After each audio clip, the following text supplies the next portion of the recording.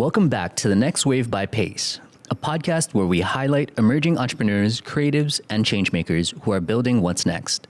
I'm your host, Tim, and today we're joined by one of our very own Pace entrepreneurs, Kristen Serrano. Kristen is the founder of Neni Made, an island-inspired lifestyle brand rooted in her experience growing up in Guam and now living in Hawaiʻi. What started as just an idea, originally called Grow Guam, has now evolved into growing a brand with real products, real customers, and real momentum.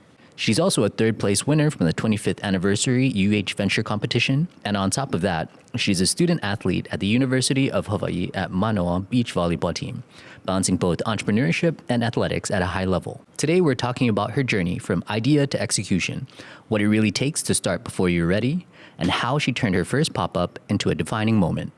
Let's get into it. So, of course, we have Kristen Serrano of Neni Made. Hi. So let's just get into it. So from the beginning, I guess what's inspired you to create Neni Made? What does the name mean to you? I guess I was really inspired by the other small businesses here on Oahu. Moving here, I learned to love how people could create so much from their creativity.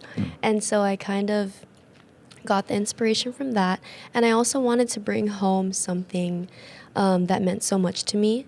And so I thought that creating a small business would help merge my experiences back home and here. And I wanted to share that with people back home and here. And so I think that was a great opportunity to use Neni Made. And the name means a lot to me. I think that it's pretty unique, and it encompasses what I want my business to stand out to people, to mean to people. And Neni is a Chamorro word that means like girl, or people use the word to call like girls. So they'd be like, hey Nen, or hey Neni. Oh, cool. And so my business is kind of like women empowerment, or like helping girls try and be the most confident in the clothing or accessories that I sell. Nice. So inspired by creativity, but also with a purpose for motivating women, empowering women. Yeah, I love it. And the name Neni, it's just so attracting. You know, it's easy and memorable. Yeah. Great name. Thank you. And so home is back in Guam. Yeah. As far Yes. as like the designs, are they particularly inspired by anything from Guam or? Yes. So, okay, let me start from my first drop, which was the Pua Keni Keni and Pagu, which is a sea hibiscus that is found along the coasts of Guam and here as well. I started off with the Pua Keni Keni because moving here, I had no idea what it was. And as I started to learn more about culture and how lei making is such a huge thing here, I started to fall in love with it so much. And my favorite flower became the Pua Keni Keni because I love how it smells. I love how unique it is, and how like it just made me happy every time I would pick one and smell it, you know? Yeah. And so I wanted to share that with the people back home because we don't have that flower back home. And I thought that it would be a great first drop. And then I also used the Pagu, which is the sea hibiscus, to kind of spread more awareness to it, because we have like so many of those on Guam, but they're wild. And so people just like drive past them and like don't even look at them or don't even see them because they're just by the road and it's like a huge bush. And so in hopes of that, I wanted to spread awareness to it as well. And I was also hoping that my first drop would be the gausali flower, which was the native plant for Guam. But I wanted to have a photo shoot on Guam with the flower, so I had to wait till like when I came back to Guam. But yeah, that one was my most special drop, I think, because it is the heart of Neni Made. Like, my logo is the gausali flower. And so I want it to be really special, and I thought that I did a good job in trying to kind of tell its story and make it into a product. I see. Interesting. So I guess through your experiences and of course Hawaii, we appreciate and love our flowers tremendously. I'm just curious, as far as in Guam, is there any particular culture or tradition when it comes to like flowers or the things? For graduations usually, or weddings or whatnot, we call lepo'o, we call it marmar. And so we have that.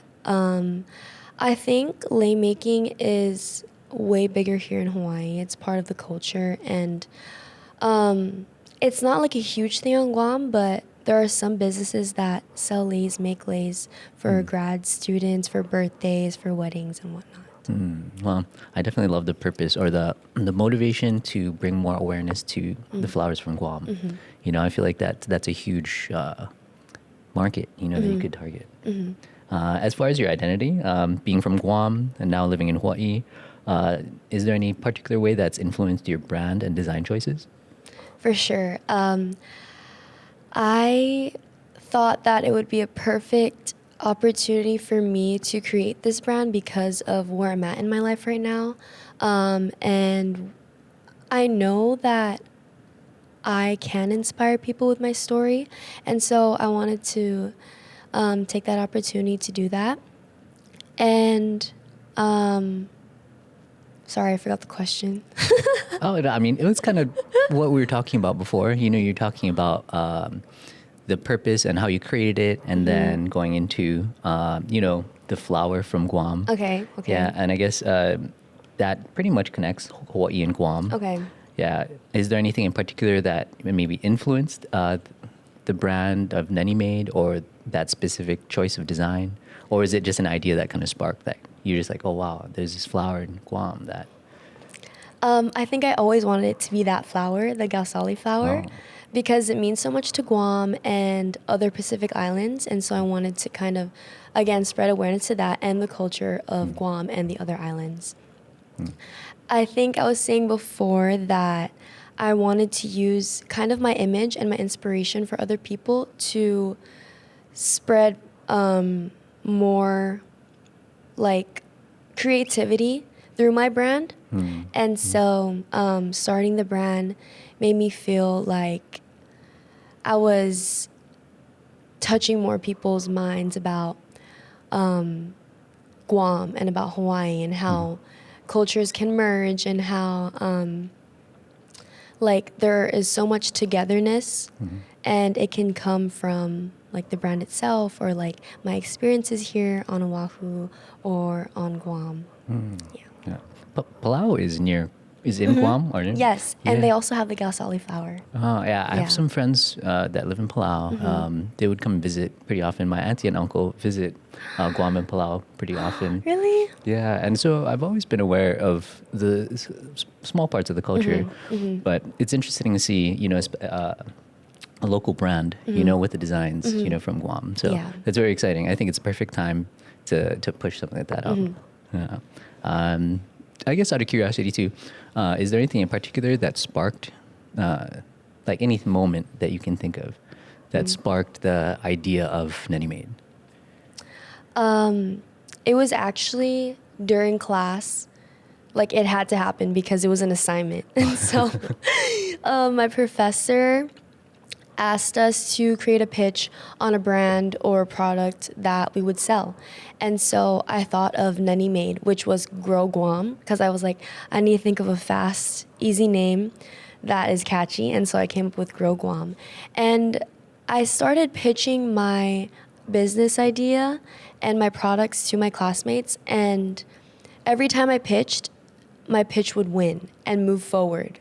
Until I was able to enter the UH Venture competition last year.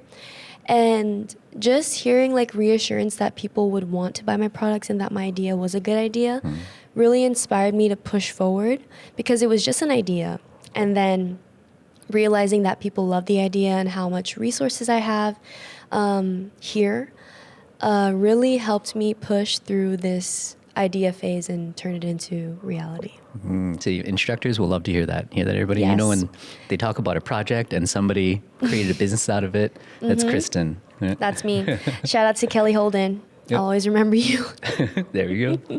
All right. So now that we're talking about, I guess, UHVC, Grow Guam to Neni Made.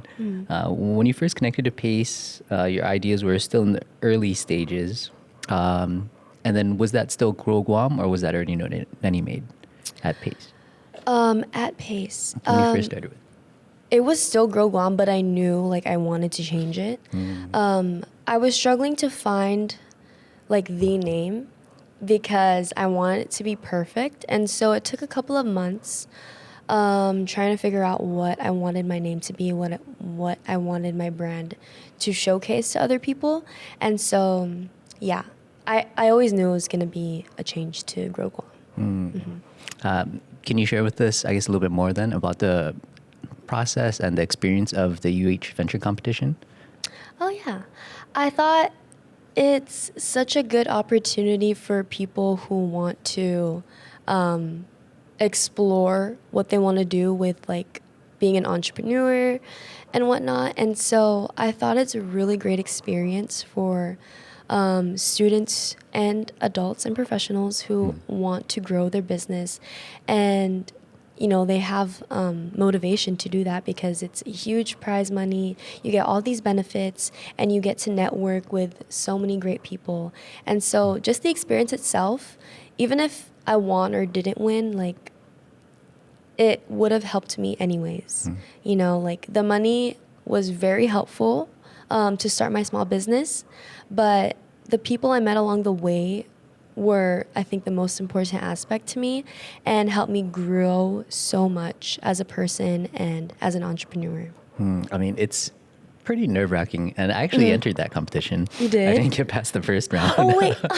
I think you told me. And then I also helped, because working with Pace, so I assisted with all of the rest of the rounds. And I was there when you did your presentation, and yeah, it was fantastic. Thank you. I was nervous when I was presenting, but it came easier to me because I was so passionate about what I was talking about, and like it just flowed really well. And so I was really confident when I was up there, and I had group members and I was just telling them like, be yourself, like say what you need to say. I told them what like I want people to take out of the brand, and so they kind of understood that and they delivered. So. Yeah, I remember your group definitely feeling very comfortable. Out of all of them, there's some very tech heavy, some very business forward, but out of all the groups, you felt the most comfortable and it was fun. I think you guys played music too, right? Or was it a video? Or did you guys do like you did a fashion show? Fashion show. That's we did a fashion show, yeah. Yeah. I mean, I think that's what really livened up the event. Yeah. Really? Yes. Yeah. Okay. So whatever you're doing, keep doing it. And it's funny to think because after the event, of course, this school year is when I started seeing you at the Makerspace, right? And so I guess that's the progression. Yes. I definitely started to like push through even more after the event because Jeff reached out to me and he was like, do you want to be a part of the Pace Entrepreneurs? It'll help you get a push start on your business. And I was like, yeah, I would love to, because after the competition, I kind of just like, it came back to the idea phase, kind of, because I went back home for the summer and I was just like trying to create designs but didn't have all the resources to do that. But when I came here, Jeff offered me something that was like, you have to start now because you have this now for your last year in college. And so, yeah, being here as a Pace entrepreneur and having Makerspace was really helpful. I wouldn't have been able to start my business without all of this. So, yeah. Yeah, I love that. Jeff is awesome. He's so motivational. And I'd say I can't imagine how difficult it is for you because you're a top athlete, right? Still in school, so you have classwork, homework, projects, and also doing the entrepreneurship. Like, how's that been? I mean, where do you find the time? Is it just heavily on time management, or do you just not sleep? Is it a vampire thing? I love my sleep, so I sleep. But I think I find like this lifestyle, like being busy, having things to do, and then having to rest after, like I love that kind of lifestyle. I love being busy and all of that. So I definitely take pride in my time management skills. It gets really tiring some days, but I have to remind myself, like, I'm like, the bigger picture, I'm doing this not for myself, but for other people too. You know what I mean? It's like, I get to inspire people, and I kind of hold on to that when I'm playing beach volleyball, or when I'm doing school, or even like making my own products for my business. Like, I'm a one-man job, and like I'm doing a one-man job, and I take pride in that. And so I kind of use that as more motivation to inspire people and to keep moving forward. Yeah. I think it's definitely inspiring. For all those students out there who are like, oh man, I'm so busy, I can't do it. But it's like, look at Kristen, like she's probably bouncing no excuses. Crazy schedule. Yeah. Yeah. Definitely no excuses. So during the venture competition, was there any particular feedback or any guidance that you think stuck with you? Let me think about that. If there is none, then we can just cut this part. I'm like, let me think. If you want to keep this part, but it's like more about financial stuff. I mean, I hate finance. It doesn't tick my brain how other people, like how it does for other people, but I guess the advice was from my professor. She just said to stay on top of it and like don't fall behind, because I know you start with like little money, little expenses and all of that, but it starts to add up. And at one point it was a little bit overwhelming for me to handle all of that. And so I kind of asked, professional in residence? The PR? Yes, here. And I asked for help a little bit there. Another great resource. And I also asked my professor, and I leaned on her to kind of help me kind of map out the financials for the venture competition. And so she helped me a lot with that. And yeah, just something that I wasn't really passionate about was finance. And so I needed to know finance to be able to kind of move forward with my business. And so I kind of leaned on her advice, where she said stay on top of it and like know your expenses, know what you're selling, know what you're buying, and so you can kind of map out whatever you want for the future. Two things. One, I'm curious, this whole conversation so far, it's what's your major? And then two, I'll ask, I guess more so, yeah, it's interesting the difference between creativity and the business part. Yes. My major is management and entrepreneurship. So I had to take finance classes. I had to take accounting classes, which I hated so much, because I don't like math, and it doesn't like work. It doesn't flow in my mind. And so I'm more creative than like techie or like math. Yeah, evidently. Yes. Yeah. Beautiful and so, thank you. But yeah, I forgot your question. No, actually, I thought you were either going to be a fashion student or a business student, like somewhere in Shidler. Yeah. But yeah, the other question, the other one wasn't really a question. It was more so just a thought of it's something you commonly see, the two sides, right? You're either creative or you're, the numbers kind of person. And it is very difficult to balance both. You find it in a lot of musicians, a lot of artists. They are very forward with their creations and their art, but they have a difficult time selling, or the books. Yeah. Is I guess there anything in particular that you do? I guess that with the advice of stay on top of it, just keep trying for a creative or someone who's more artistic, but have to deal with the numbers, the logic of the business. I think what helps me is that I remind myself that I actually need to know this to keep moving forward. And so I kind of I don't tackle it all by myself. I kind of lean on like my dad, who knows a lot about finance, my mom too, even Jeff, even the professionals in residence. Like I kind of lean on other people who know better than I do, so that, I don't know, maybe our strengths can work together or something. And yeah, I think that's helped me a lot to like lean on other people, not just like try and figure it out all by myself, because sometimes I get overwhelmed when I try to do that. Like I try, but I fail. And so like I might as well just ask for help because I need it. And so knowing that I need help and knowing how to ask for it, I think is important too. 100%. I think in leadership, business, being able to determine, the areas that you need help and not being afraid about asking it is Exactly. super important. Yeah. Just in life too, for sure. Yeah. For students that I guess you say would be hesitant to either share their idea or pursue it, as a student, is there anything in particular that you would say to them? I'd say just like go for it.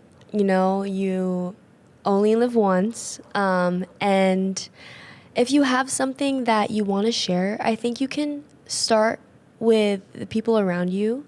Maybe like your friends or your family, like ask like, oh, what do you think about this? And of course they're going to say like they love it, so you can get confidence from that. And then you can say, okay, now be honest and like tell me how you really feel and give me like constructive criticism on it. And so you get best of both worlds, like the confidence and what you think you need to work on. And so asking people close to you will help with that. And then I think once you gain even more confidence from that, then you can start, if it's a design or a product, like wearing your shirt out in public, and then people will be like, hey, I like that shirt, where'd you get it? And you can be like, I made it. And so, yeah, it's like even more confidence. And then you just keep moving forward, like one step at a time, I think is really important for people who are kind of afraid to hear what people think or like to be let down. Because we're always going to be let down, like people are not going to like my designs. People are going to love my designs. And I think it's just dependent on your customers or who you want to reach out to, Yeah.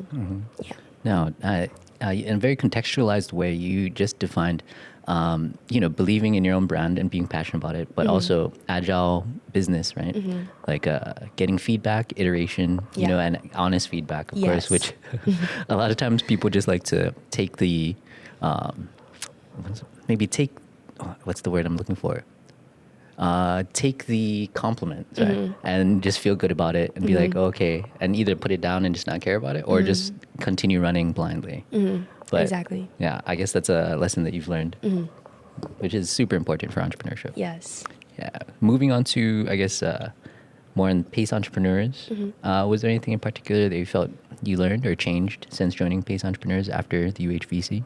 So much. I think I learned so much out of this program. Like I've learned to stay focused. Most importantly, I know some days I'm going to feel lazy. I'm going to feel like, I don't want to market my product. I don't want to create a design. I don't want to do any of this because I'm lazy. And like I had a long day from volleyball. I had a long trip from volleyball. I had a long day of school and all of that. And so sometimes I just want to rest, but I do give my time. I do give myself time to rest, and I keep myself in check. And I'm like, I have this brand that I'm working on, and people are waiting. And so, I think I use that as motivation to kind of like get out of the funk that I'm in, and keep working. And I thought I learned that from being a PACE entrepreneur. All the meetings that we had to keep up with our progress was not really nerve-wracking, but kind of like you have to get this done or else you won't have any progress. And then honestly, I'll feel bad for myself if I don't have progress like after a month, you know what I mean? And so like having them track the progress every month throughout our meetings was really helpful because I was on track and I felt good about having progress, even though it was small, And so yeah, that helped me a lot.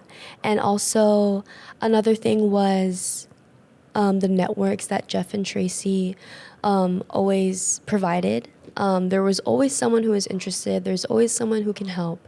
And they gave that to us. And so that was really, really helpful. And I thought that helped me a lot with my progress for Neni Made. And most importantly, I made a lot of friendships throughout the whole program. The other entrepreneurs were amazing and helped a lot. And I believe in them so much. I think they're all still PACE entrepreneurs, like ready to, I guess there's a competition at the end, and so they're working towards winning that. And I want to wish them luck. I couldn't really continue to become an active pace entrepreneur because of my travel schedule for volleyball. And so, yeah, but I still keep in contact with Jeff and Tracy and try to be involved as much as I can in any way I can. So just for context, athletes, I already know college athletes work insanely hard for, what they do, whether for their craft. What does your typical schedule look like?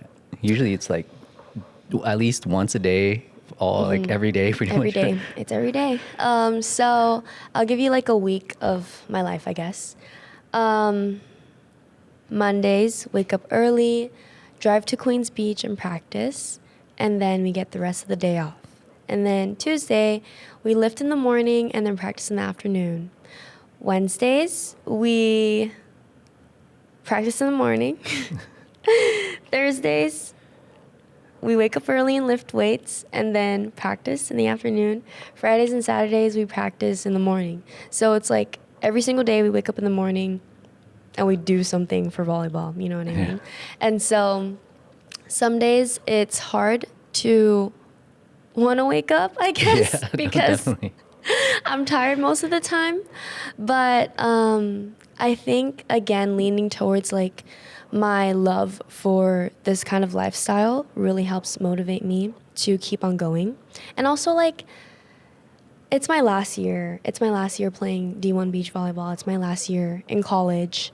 It's my last year being here on this island. And so I want to have a better mindset of kind of being more grateful than complaining, you know? And so I've learned that throughout the years to be more grateful and just to take everything in one day at a time. Yeah. It's not, oh man, I have to wake up early. It's like, oh, I get to wake up Yes, early. I get to do this yet again every single day. I get to exercise and then have to train in the afternoon. And then I have to make my shirts later in the day. Yeah, and then homework, and then projects, and then class. Exactly. But I learned to love it. Like, I want to take away, like, all the positivity from all of this instead of, oh, I spent my last year complaining because I had so much stuff to do. You know what I mean? I get to do this, and it's a privilege that I get to live this kind of life. And so I kind of lean towards that. You had an incredible senior year. Started a business, did awesome in volleyball, got ripped as, I was going to swear. Got ripped as, can't do that. Sorry. But yeah, no, I mean, that's amazing. I think I definitely understand that, being a senior. And all the projects that I have to do, putting more time into my portfolio projects. And it feels more fulfilling, I guess it's definitely a little bit tiring at times, but, the more you lean into it, the more you realize that it's valuable and worth something. And like time is ticking. Yeah. You want to make sure that you get everything you want to get done when you're here. Well, you still can. Yeah. Because, I mean, after you graduate, there's so many resources that aren't there for you anymore. Exactly. And I hear people like after graduating, they wish that they had started on something in school with all the resources. And I'm like, yeah, sorry. You could come back, like, take another class, I guess. Yeah. But nobody's ever done that. Yeah. I don't think anybody's ever considered it. They're like, oh, yeah, I could. I'm done. Yeah. Well, speaking of resources, the makerspace did, from what I understand, play a huge role in your journey. I guess, can you walk us through what it was like to create your first products, or maybe even just beginning to use the makerspace? Oh, I felt lost in there. I had no idea how to use a heat press even, what like kind of materials I needed as in terms of like the clothing, like polyester, cotton. I had no idea anything. And I didn't even do any research before going in there because I was like, maybe I can just try and wing it. But when I first came in there, thank God for the people who work in there because someone knew how to use the heat press. And I kind of just asked all the questions I needed and then went back home and then did the research. But after that, I kind of just did trial and error by myself with like blank clothes that I had in my closet. And then I did my designs on those blank clothes, and then I was like, oh wow, I like this. And then that's also what motivated me to keep going, because I was like, my designs are actually nice. Like, it's something that I would wear. It's something that I can sell because I would wear it, you know? And so, yeah, I was very lost, but I got the hang of it. I learned by myself through YouTube, thank God. And I just started to get the hang of it. And then it felt like a production after that. Like, I was just working in there for hours, like making maybe like 60 shirts a day. That's for like 3 hours. I don't know if that's a lot or that's a little, but yeah. I kind of just, sometimes I want to get things done super fast. So I just like do it and do it and do it. And then I make no mistakes. But some days I'm going slow. And of course, I make a mistake. And so there's going to be days where like you're making something and it doesn't go your way. I've had a lot of days like that, and I wasted a lot of fabric on that, but it's okay because the better days are what I lean towards and what keeps me going as well. Well, I'm glad that it's been a good experience and that there was a Makerspace associate to help you. Good job, Makerspace associates. I'm proud of you. Thank you. And other than the heat press, we also do 3D printing, laser cutting. We have a Cricut machine as well as embroidery machine, serger, and sewing machine. But that's not it. We have more.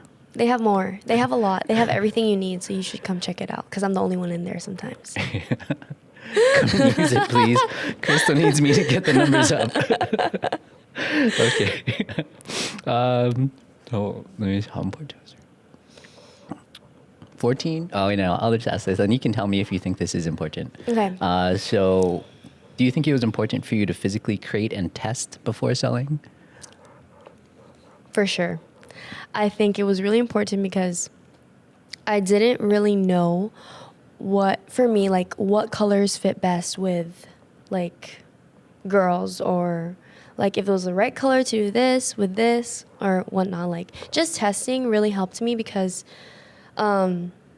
sometimes I draw it on my iPad and it's like the perfect version. But then when I put on a shirt, it's like not what I expected it to be, you know? And so I play around with it and then I find the perfect version in my eyes. And so, yeah, I thought that testing the products was really important. And I always test the products. Like, for every drop, I always have a blank tee or a blank tank top to test the color, to test the design, if I can do better with it or not. So, yeah. I guess so that there's like a prototype differences between what it shows on the screen as well as the color that comes out from the printer. For sure, yeah. And especially when you heat press it. I'm always surprised though at how vibrant it is after the sublimation, press comes out. It's really nice. Yeah. All right. And Sarah, I do see you at pop-ups. Pop-ups? Is it Mondays? Yes, Mondays. Mondays in the campus center. Yeah, so I guess, can you tell me more about what your first pop-up was like, what the experience was? And I've heard that on a few occasions you sold out on all of the items that you have. So you're building quite a following.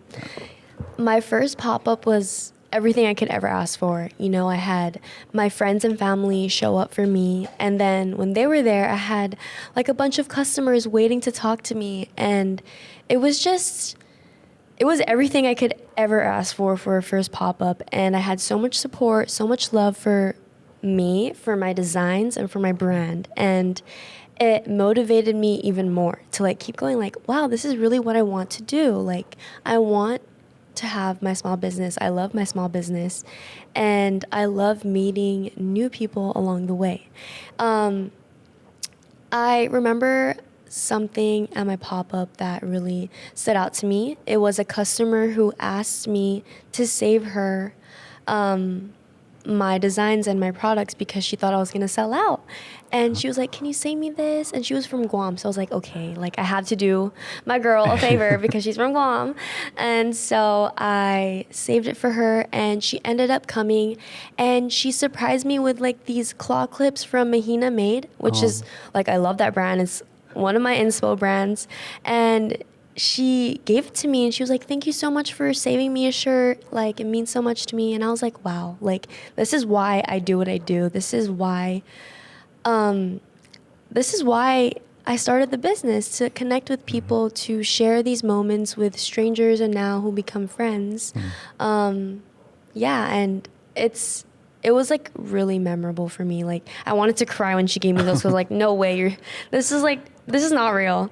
And so yeah, just kind of sticking to the people that support you and also the people who want to show up for you, I think really helped me. And then kind of putting everything together and, you know, being myself when I'm doing the pop-ups really helps. Yeah. And this is really how I see Hawaiʻi businesses become successful. Yes. Is, you know, creating the community, you know, and really building a brand that people care about. You know, I think that's beautiful. And so that feeling from starting the business or just coming from the concept and then to now, I mean, do you feel like you've really taken control, or the feeling of, maybe not taking control, but more so, do you really feel like a founder or an entrepreneur now? I actually do. I feel like since I kind of did this like all by myself with obviously the support of many people and the resources I have, it was just me, you know, like I made the products, I made the designs. I went in there, worked for hours and did it. And it was just me, like it was my motivation. And it felt really good. It felt like I came so far because I mean, it's only been a year since like everything happened from the venture competition to now. And I felt like throughout the whole year, I made so much progress and it kind of moved really fast. And I learned to stay in the moment for all those moments because I knew that this was going to be something that if I did it, I would have to keep pushing to do it and to keep finding more motivation to do it when I'm not feeling as motivated. And so I think that I really focused on like being myself throughout this whole process and trying not to lose myself because it can be really easy for like someone creative to have a mental block and then be like, what's going on? Like, what's wrong? What's happening with me? But I wanted to make sure that each of my designs had meaning and that I was myself with those designs and not like trying to be someone I'm not. And sticking to that kind of helped me throughout this whole process of being an entrepreneur. And yeah. I imagine also being so busy with sports too may even help because I know a lot of people when they have a block or they get stuck, they get so frustrated, but you might not even have any time to really feel frustrated. You're just like, oh, okay, well, I can't do anything about this. Gotta go play volleyball now. And then you come like, back. Forget about it. Yeah. But that's definitely, I feel like healthy, you know, having other things that can take your mind away. Exactly. And it's like those shower thoughts, you know, where you have this random idea at the most random time. But maybe instead you're just playing volleyball or, you know, in class. Yeah. I'm lucky that I have other parts of my life that I look forward to. So when one is not going my way, I can lean on like volleyball. If volleyball's not going my way, I can lean on making a new design or talking with my customers and whatnot. Yeah. Balance. You know, they say have diversity in stocks, but have diversity in life as well too. So as far as the Neni Made brand, is there anything in particular that you're focusing more on for product, community, or maybe both? Yeah, I'm definitely focusing more on like product and community at the same time because I'm only here on Oahu for about 2 more months until I move back to Guam. Yep. And so I'm trying to kind of take it all in and you know, try and pop up as much as I can with however more pop-ups there is, you know. But I'm trying my best to kind of talk with as much as customers I can when I do these pop-ups and tell them like kind of tell my story to them and then have them like hooked on my business so that they can maybe follow me around or like follow my Instagram or just keep in track with the business because like networking is so important and I feel like I remember my customers. Like I remember who they are and what they bought and I hope that they remember me and the business too. And so that's part of like my community building. Since I'm only here for 2 more months, I want to make sure that I leave the best possible, leave on the best possible note for people here to remember me, to remember my business, and then kind of follow me along, like online through my website or my Instagram when I move back to Guam, and maybe like come visit Guam and like learn about the culture if they want to, you know, since they've been like my day one customers. Yeah. It definitely sounds like there's going to be, it's not going to end in 2 months, right? There's Yeah. going to be a continuation. For sure. So I guess for Neni Made, and I guess for yourself as well, yeah, what does it look like after you finish college? You're going to move back and continue the business in a different channel, a different route? Do you have any thoughts on that?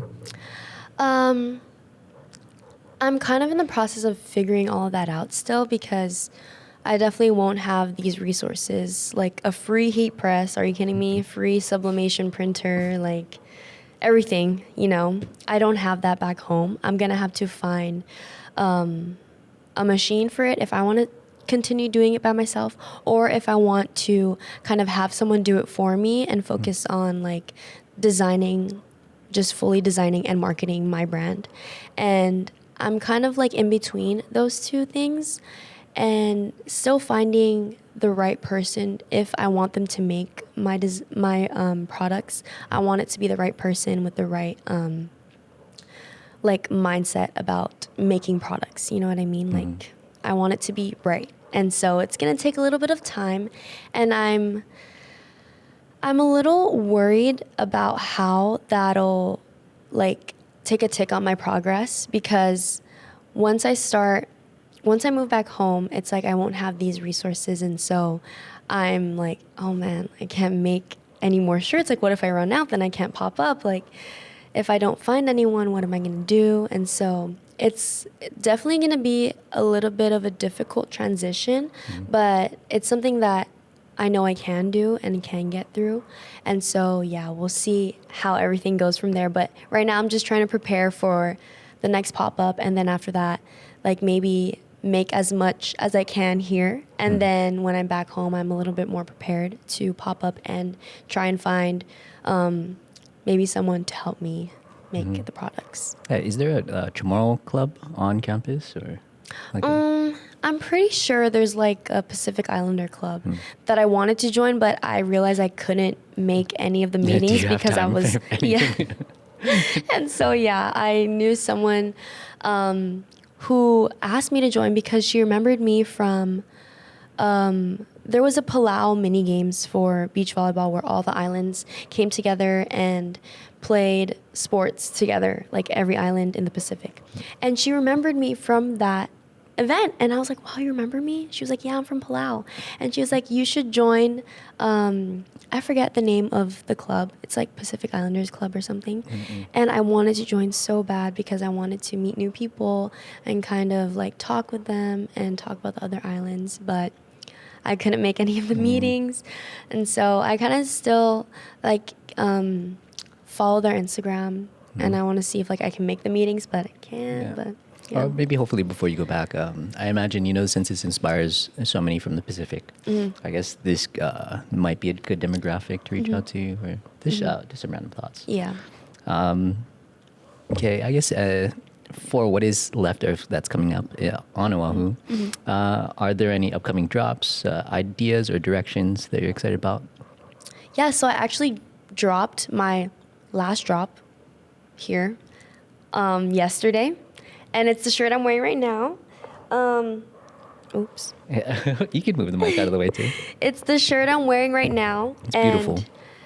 It's inspired by my love for lei making again, because it felt right to create a shirt, my last drop here on this island, that inspired me to like change as a whole person. Like, I love making leis now. I love making lei with my friends, giving it to maybe strangers, or leaving it at the beach for someone to look at, you know. It's like an act of love, and I learned that here. And so I wanted to kind of share that with the people here and the people back home. You know, maybe I realized that once I started making leis, here on Hawaii, more people on Guam, like the people who followed my brand, like started making more leis. And I was like, wow, like I feel I am inspiring people to have new hobbies or be in nature more by picking flowers and making the flowers in nature. And so, yeah, I wanted this drop to kind of encompass my love for lei making and how it's universal. You can pick flowers and make leis yourself too with your friends and your family, and then give it to someone you love, you know, as an act of compassion, love, and yeah. So this drop is called Lei is Love, and I have a tank top and a new accessory, which is a trucker hat, and I'm hearing a lot of positive feedback about it, so I'm really excited about that. Nice. Well, maybe we'll post a link or hopefully have something that we can connect and show everybody, you know, what's up. And as someone who's using your business to empower women, inspire those to do good as well as connect with others, is there anything else that you would like to tell all those out there? Wait, let me think, because I want this to be good. But let's see if I can think of something.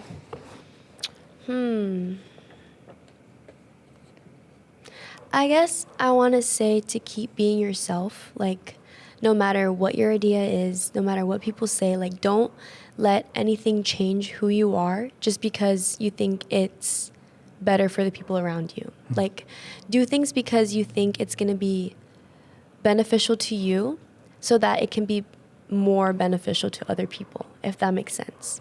And so just continue to be yourself and work on things that you think are not possible, like are just in your dreams, because I thought this business thing was just in my dreams, but now it's my reality, and like I'm living my dreams and it's my reality, and sometimes it's so unreal to me, but yeah, I just learned to take it all in and still be myself no matter who I meet, no matter what I'm doing. Beautiful. Very well said. Yes. As someone who's going to school for management entrepreneurship, I think you're on a good track. Thank God.